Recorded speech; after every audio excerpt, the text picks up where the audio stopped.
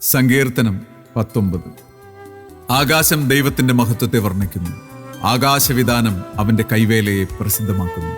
പകൽ പകലിന് വാക്ക് പൊഴിക്കുന്നു, രാത്രി രാത്രിക്ക് അറിവ് കൊടുക്കുന്നു. ഭാഷണമില്ല, വാക്കുകളില്ല, ശബ്ദം കേൾപ്പാനുമില്ല. ഭൂമിയിൽ എല്ലായിടവും അതിൻ്റെ അളവുനൂലും ഭൂതലത്തിന്റെ അറ്റത്തോളം അതിൻ്റെ വചനങ്ങളും ചെല്ലുന്നു.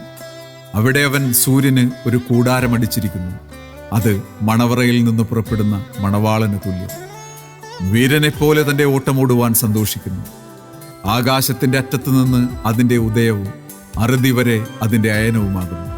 അതിൻ്റെ ഉഷ്ണമേൽക്കാതെ മറഞ്ഞിരിക്കുന്നത് ഒന്നുമില്ല.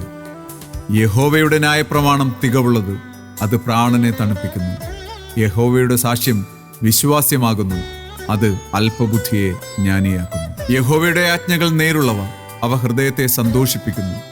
യഹോവയുടെ കൽപ്പന നിർമ്മലമായത്, അത് കണ്ണുകളെ പ്രകാശിപ്പിക്കുന്നു. യഹോവ ഭക്തി നിർമ്മലമായത്, അത് എന്നേക്കും നിലനിൽക്കുന്നു. യഹോവയുടെ വിധികൾ സത്യമായവ, അവ ഒട്ടൊഴിയാതെ നീതിയുള്ളവയാകുന്നു. അവ പൊന്നിലും വളരെ തങ്കത്തിലും ആഗ്രഹിക്കത്തക്കവ, തേനിലും തേങ്കട്ടയിലും മധുരമുള്ളവ.